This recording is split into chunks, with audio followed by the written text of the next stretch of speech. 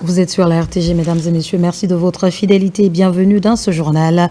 Un arrêté conjoint vient d'être signé entre le ministère de l'Administration du Territoire et de la Décentralisation et celui des Affaires étrangères sur le découpage des circonscriptions électorales dans les ambassades et consulats. L'objectif est de permettre aux Guinéens établis à l'étranger de participer aux prochaines élections. Les acteurs intervenant dans le projet de renforcement de la gouvernance des pêches étaient en concertation ce mercredi à Conakry. L'objectif est d'accroître les résultats du projet en toute transparence. Dans ce journal, nous nous intéressons au football féminin, un secteur en Guinée qui éprouve d'énormes difficultés dans son décollage. Cela s'explique par le manque de compétition dans le domaine, ce qui impacte négativement son ascension. C'est tout pour le sommaire. Encore une fois, bonsoir et bienvenue à tous dans ce journal. Je vous le disais au sommaire, les Guinéens établis à l'étranger participeront aux prochaines élections prévues en République de Guinée. Un arrêté conjoint vient d'être signé entre le ministère de l'Administration du Territoire et de la Décentralisation et celui des Affaires étrangères sur le découpage des circonscriptions électorales dans les ambassades et consulats. La suite avec Makemedoso. Cet arrêté prévoit un total de 36 circonscriptions électorales reparties en Afrique, en Amérique, en Asie et en Europe. Un nombre nettement supérieur à celui des élections passées. L'objectif de la signature de cet arrêté conjoint vise à faire bénéficier les citoyens guinéens établis à l'étranger les mêmes avantages que ceux de l'intérieur, notamment dans le cadre du droit de vote. Et aujourd'hui, à l'intérieur du pays, nous avons 33 circonscriptions électorales à l'intérieur, plus 13 dans la région de Conakry. Et nous voulons de signer, n'est-ce pas, un arrêté conjoint pour la création de 36 circonscriptions électorales dans les ambassades et les consulats concernés. C'est pour faire bénéficier les mêmes avantages de la République à tous les Guinéens de l'intérieur, tout comme les Guinéens de l'extérieur. Nous remercions Dieu que ce soit nous qui organisons ces élections par la grâce de son Excellence de son Président de la République. Pour sa part, le ministre Dr Morisanda Kouyaté a exprimé sa satisfaction quant à cette avancée, soulignant les efforts remarquables du président de la République, le général Mamadi Doumbouya, envers les compatriotes guinéens de l'étranger. Le président, le général Mamadi Doumbouya, tend la main pour que tous les Guinéens soient égaux et qu'on travaille ensemble pour la Guinée. Donc je voudrais attirer l'attention de nos compatriotes à l'extérieur. Ce que nous voulons faire, c'est de travailler pour enfin, je le dis toujours, enfin donner à la Guinée ce qu'elle mérite, c'est-à-dire sa place totale dans le concert des nations et sa place aussi dans le concert économique des nations. Chers compatriotes, établis à l'étranger, au-delà de tout, vous êtes Guinéens, participez à ce scrutin. Donnons-nous la chance de nous mettre enfin dans le concert des nations qui avancent vers la prospérité. Les deux chefs de département précisent que le président de la République attend des Guinéens de l'extérieur une participation réelle et positive à ce processus au-delà de toute considération politique et politicienne. Tenue de la toute première réunion du conseil d'administration de transition de Arriva Guinée, la rencontre intervient après l'acquisition par l'État de 75% des parts du groupe MTN. Des sujets d'ordre financier et de gouvernance étaient à l'ordre du jour. Mamadi Gassama, compte rendu. Le 30 décembre dernier, un décret annonçait l'acquisition par l'État de 75% des parts du groupe MTN dans Arriva Guinée. Cette acquisition donne désormais le droit à l'État d'avoir une main mise sur les actions. C'est en cela qu'intervient cette rencontre à l'effet de formaliser la gouvernance à travers la mise en place d'un conseil d'administration. Le conseil qui était là, c'était un conseil d'une société privée. Maintenant, il est un conseil d'une société publique, majoritaire publique, et donc il faut adapter la réalité au contexte réglementaire et légal. C'est dans cette application que on s'est réunis de façon, pour la première fois, statué avec le conseil d'administration, nouveau, transitoire, qui va donner des grandes orientations et définir une feuille de route à l'effet de redynamiser cette société et éventuellement trouver des partenaires plus avantageux pour l'État guinéen, pour les emplois et pour également l'émergence des télécommunications sur l'ensemble du pays. Il s'agira pour les membres du Conseil de donner une dynamique nouvelle et restaurer la santé financière et opérationnelle de la société Ariba Guinée. Tout ce que je peux dire aujourd'hui, c'est lancer un message de reconnaissance, de remerciement d'abord pour la vision ambitieuse et porteuse du chef de l'État, remercier le soutien de Monsieur le Premier ministre qui a vraiment été là tout au long du processus d'acquisition et aussi lancer un appel à ces nouveaux administrateurs de dire que l'avenir du secteur des télécommunications est aujourd'hui entre leurs mains. Ce qui est important, qu'est-ce que la Guinée sera demain avec ce groupe? Qu'est-ce que ça donne? Ça sauve comme emploi. Au nom de mon groupe, c'est de remercier toujours ce que le gouvernement a pu faire. Récupérer. Maintenant, le grand problème reste de trouver un partenaire technique puissant, très fort. Cette reprise dénote de la volonté des autorités à créer de la richesse à travers la mobilisation des recettes et à sauver des emplois sociaux. Dans l'actualité encore, le Fonds d'appui aux activités économiques des femmes, FAEF, compte mobiliser des ressources pour appuyer davantage les activités économiques de la jeune féminine. Le plan stratégique de mobilisation des fonds est déjà validé. La prochaine étape sera celle de la collecte. Mohamed de Camara. La volonté des autorités du pays, à sa tête le général président Mamadi Doumbouya, est d'aider les femmes guinéennes à lutter contre la précarité et la pauvreté. Le chemin privilégié est celui qui mène vers l'autonomisation économique garantie des femmes. La création du fonds d'appui aux activités économiques des femmes matérialise cette ambition. Pour la continuité dans l'accompagnement des initiatives des femmes, le FAEF mise sur le plan stratégique des mobilisations des ressources. J'ai des sentiments de satisfaction vu que le plan stratégique mis en œuvre peut impacter positivement les femmes et les filles de la République de Guinée. Ce plan va impacter réellement la femme guinéenne dans son originalité et dans la globalité, puisqu'on a touché à tous les aspects. Donc, même celles qui ne sont pas formalisées, on va les formaliser. C'est un aspect très intéressant. À part le budget national de développement BND, le plan stratégique va permettre au FAEF de mobiliser d'autres fonds pour mieux accompagner les activités économiques des femmes. C'est une structure qui est déjà assez active sur le terrain et sans plan stratégique. Et tenez-vous bien, avec ce plan stratégique, elle pourra mieux ordonner sa stratégie de mobilisation des ressources. Elle pourra mieux ordonner sa stratégie de plaidoyer vis-à-vis des différents bailleurs et pourvoyeurs de fonds. Le général d'armée Mamadi Doumbouya a créé ce fonds pour que nous puissions impacter positivement la vie de la Guinéenne, que nous puissions sortir la femme guinéenne de sa précarité, de sa pauvreté et en faire une femme autonome. Le plan stratégique est un outil de décision qui guide le processus de mobilisation des ressources du FAEF. Son ambition, impacter positivement l'initiative économique des femmes. Comment détecter de façon précoce les maladies zoonotiques à l'interface homme-animal-environnement?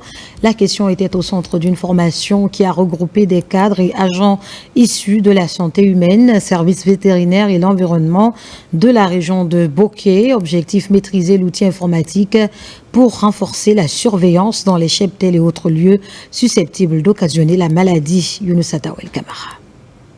Ils sont agents issus de la santé humaine, services vétérinaires et de l'environnement de la région de Bokeh à prendre part à cette formation. Il s'agit pour ces acteurs de renforcer leur capacité sur la maîtrise du manuel de surveillance des maladies de la faune sauvage en vue de détecter précocement les maladies zoonotiques à l'interface homme-animal-environnement dans l'approche Une seule santé. Comme nous le savons, la plupart des grands problèmes de santé qu'on a, les grandes épidémies, proviennent des animaux. Donc si nous ne prenons pas les dispositions nécessaires, ça risque de créer d'énormes problèmes par rapport à la gestion. Le véritable problème a été que la plupart de ces problèmes de santé étaient justement considérés que par la santé humaine. Cependant, l'origine de ces maladies provient des animaux.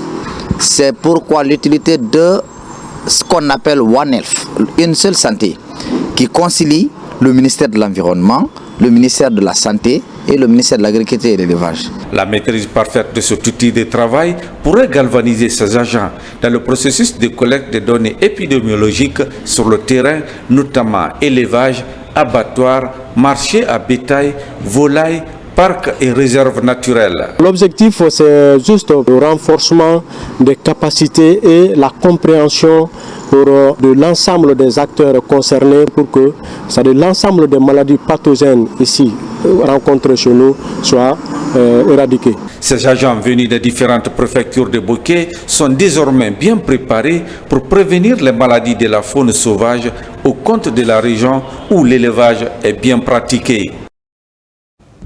Dans l'actualité, toujours une rencontre entre des acteurs intervenant dans le projet de renforcement de la gouvernance des pêches en Guinée vient de se tenir. Il s'agit d'accroître les résultats du projet en toute transparence. Mamadou Alpha Baldé Al-Gassimoba. Améliorer la lutte continue contre la pêche illicite non déclarée et non réglementée, un combat qui fait du chemin en Guinée. Aujourd'hui, le projet renforcement de la gouvernance des pêches en Guinée, lancé il y a 2 ans, a permis de corriger plusieurs imperfections comme le renforcement de la surveillance, le cadre juridique et réglementaire, mais aussi l'amélioration de la transparence et la gouvernance du secteur. Ce projet a pour ambition de soutenir nos partenaires guinéens dans la réduction des opportunités de pêche INN et de commerce de produits issus de la pêche illégale, contribuant ainsi à une gestion plus durable des ressources halieutiques. C'est un très grand fléau qui amenuise les recettes au niveau des États.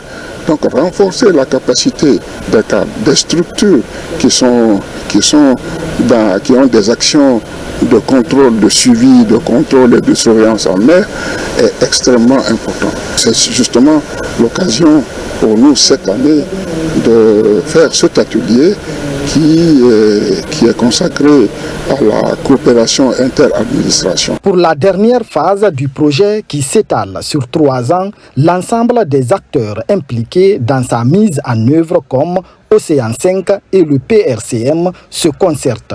Après l'évaluation du chemin parcouru, de nouveaux objectifs sont fixés.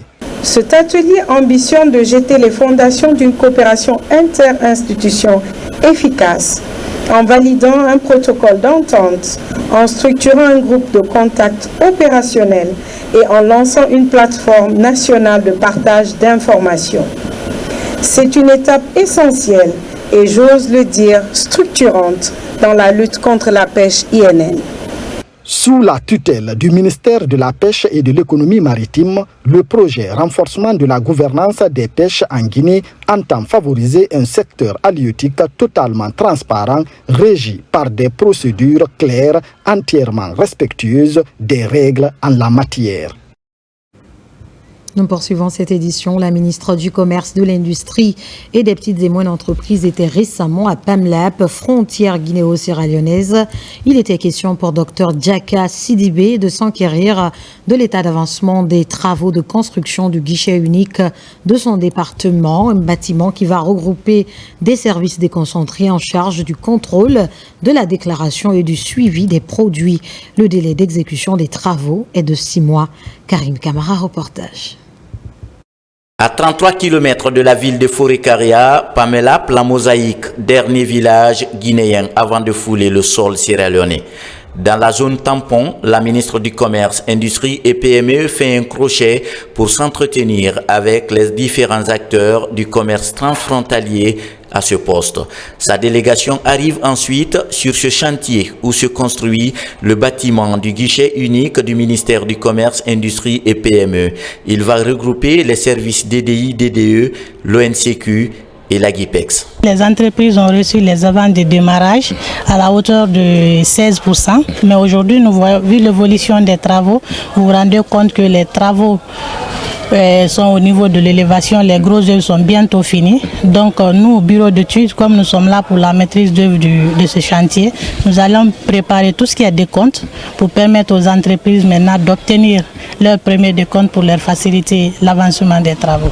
Ce poste à usage administratif va permettre à ces services déconcentrés du ministère du Commerce de contrôler tous les produits à l'importation et à l'exportation, de contrôler la qualité des denrées alimentaires et non alimentaires stratégiques, sans oublier le suivi systématique des produits sur le marché. Sur ce site également, nous allons pouvoir mettre un laboratoire mobile de contrôle qualité systématique afin que tous les produits ne soient pas forcément drainés jusqu'à Conakry, mais également un site de quarantaine et d'entreposage des produits qui seront directement saisis. Je me réjouis de l'état d'avancement du chantier qui est extrêmement important.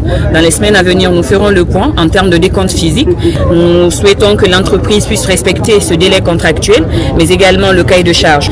Ceci vient prouver vraiment la vision du chef de l'État sur le domaine du commerce et de l'industrie de notre pays. C'est un bâtiment R+1 composé de 3 bureaux au rez-de-chaussée et 11 bureaux à l'étage. Les travaux sont exécutés à 60% et le délai d'exécution est de 6 mois. Sur le plan éducatif, une école primaire vient d'être inaugurée à Bereko, secteur situé dans la région de Mamou. Cette infrastructure scolaire, en plus d'offrir des meilleures conditions d'apprentissage aux élèves, met fin aux longues distances à parcourir pour accéder au savoir. Fodé Camara, reportage. À Mamou, au cœur du secteur de Bereko, une infrastructure scolaire moderne d'une capacité d'accueil de 150 élèves. Aux salles de classe viennent s'ajouter le bureau et le logement du directeur, un forage ainsi qu'un bloc de latrines. Cette école primaire est construite par le groupe Africa Global Logistique pour renforcer l'éducation à la base. L'éducation, c'est outil, meilleur outil du monde pour changer, pas de Guinée, pas d'Afrique, mais le monde entier.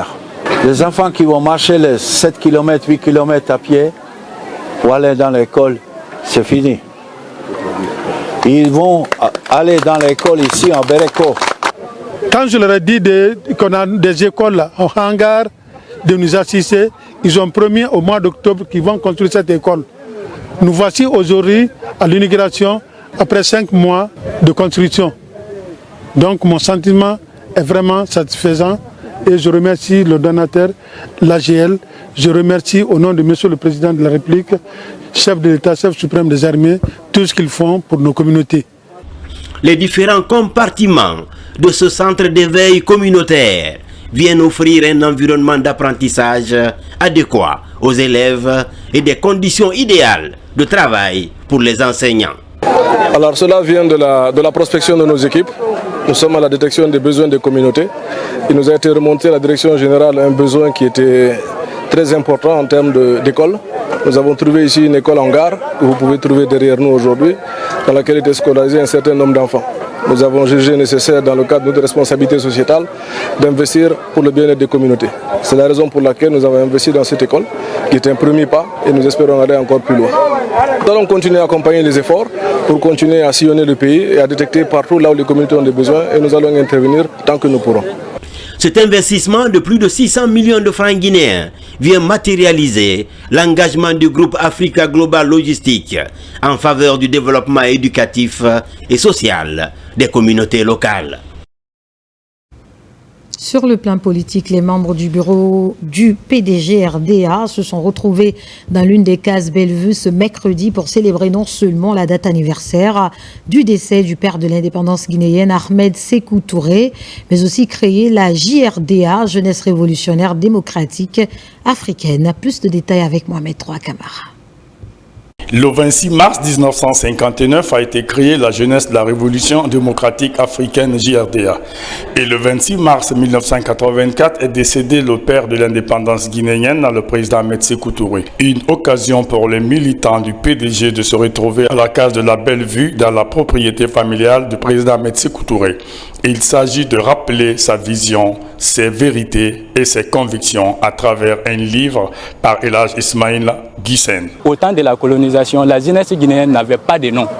Mais à l'avènement du PDG RDA à sa tête, le président Ahmed Sékou Touré, ce mouvement à vie jour a été constitué. Je suis très honoré d'assister à cette journée aujourd'hui de dédicace du livre de feu tonton El Hadj Ismaïl Guissène qui coïncide à l'an 41 du décès du père de l'indépendance guinéenne, feu Ahmed Sékou Touré.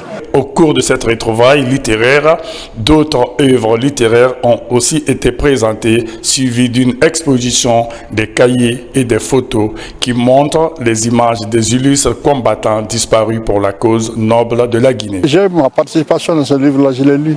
Au Bouillon-Tout, ce livre-là est extraordinaire, c'est très bien. Guissène, c'est un homme qui a dédié sa vie, n'est-ce pas, au combat pour la dignité, pour l'indépendance, pour la vérité, pour la justice, mais surtout, mes amis, pour la fraternité. Les participants ont eu à parcourir un document de 332 pages de l'Haj Ismaïl Guissène qui retrace le parcours du Guinéen panafricaniste et mondialiste Ahmed Sékou Touré. Merci au peuple de Guinée d'honorer mon époux. Il est parti, mais il est présent dans l'âme, le corps des Guinéens. Il a beaucoup fait pour ce pays. Il a rehaussé l'honneur du PDG RDA. Nous voulons marquer vraiment l'histoire de notre nation, l'histoire de notre pays. Le livre de El Hadj Guissène nous parle du président. Lui, en tant que compagnon du président, il explique vraiment avec sa proximité ce que le président Ahmed Sékou Touré représentait pour lui. Ce document de l'Haj Ismaïl Guissène vient s'ajouter dans les rayons de témoignages de notre histoire chez l'Harmattan Guinée pour la connaissance de la vie et du testament du feu président Ahmed Sékou Touré. Dans le volet littérature, toujours, plusieurs ouvrages favorables aux actions de refondation du CNRD sont parus récemment à Conakry. On pourra par exemple citer l'ouvrage intitulé « Général Mamadi Doumbouya, un patriote engagé ». Cette œuvre du docteur Souleymane Cissé, enseignant-chercheur, retrace le parcours de l'homme du 5 septembre et les actions majeures posées par celui-ci. Aboubacar Diaby, reportage.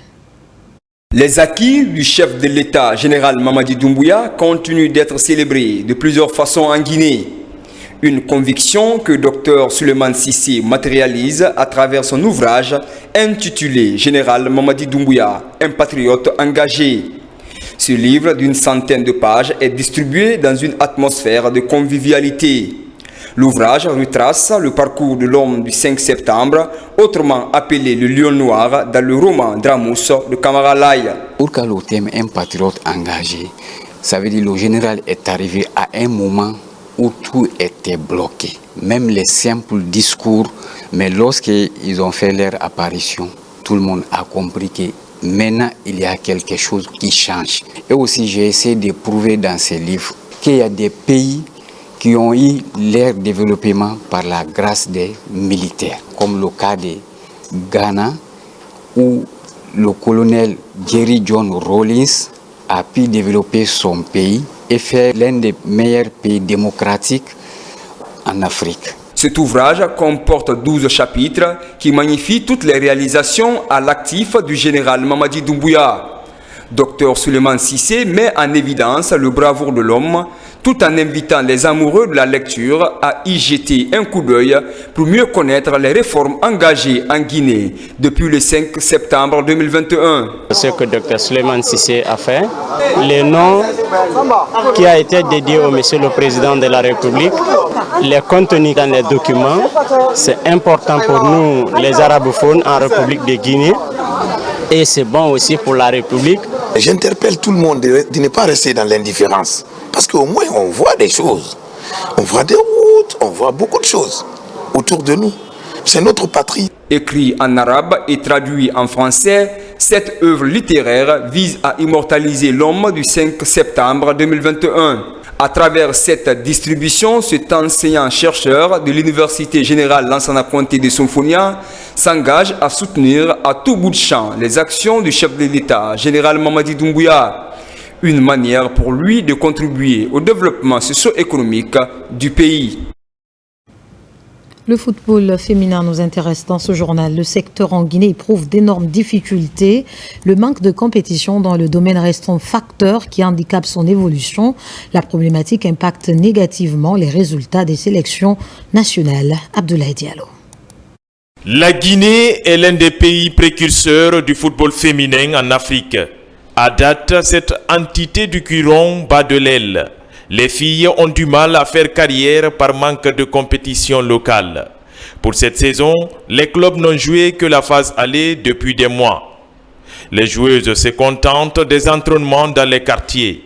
Conséquence, les sélections nationales sont toujours éliminées pour les joutes internationales. Et ce manque de championnat, comme vous venez de le dire, est un frein pour le développement de ce foot parce que nos filles regorgent assez de talent, mais ce qui fait que souvent, nos équipes nationales, on a souvent des problèmes quand on ne joue qu'une phase et souvent quand on rencontre des pays mieux organisés que nous, c'est l'échec qui se présente parce que nos filles ne compétissent pas régulièrement. Le fait de rester sans compétir pousse certaines footballeuses à s'expatrier dans des pays limitrophes pour exercer leur passion, en dépit des conditions précaires. Pour inverser la tendance, des personnes ressources s'engagent à accompagner ces filles. C'est le cas de l'ancien vice-président du comité de normalisation de la Fédération guinéenne de football. Sega Diallo soutient désormais l'AS Bolonta, créée en 1996. Ces pensionnaires alternent le football avec les études ou des métiers de leur choix. Dans quelques années, on espère pouvoir sortir des internationales, mais aussi des diplômés en informatique, en coiffure, dans différents métiers. Donc voilà, on essaie de faire en sorte que leur passion du football ne puisse pas les empêcher de développer leur avenir à côté. Le football, je l'ai choisi depuis à l'enfance. J'ai déjà fini les études. J'ai fini l'année passée. Donc, du coup, j'ai accompagné le football avec les études. En fait, je ne les ai pas abandonnées. Je vais être professionnel, je vais jouer dans des grands clubs. Pour son épanouissement en Guinée, le football féminin a besoin d'une organisation à la base avec une attention particulière des autorités. De son côté, la FIFA en fait du football féminin l'une de ses priorités avec un taux de 30% de sa ligne budgétaire pour l'accompagnement des fédérations nationales. Voilà qui met fin à ce journal. Merci à tous de l'avoir suivi. L'actualité se poursuit sur le www.rtgguinée.info. Guinée, notre paradis, terre de richesse, d'opportunités et d'innovation. Bonsoir.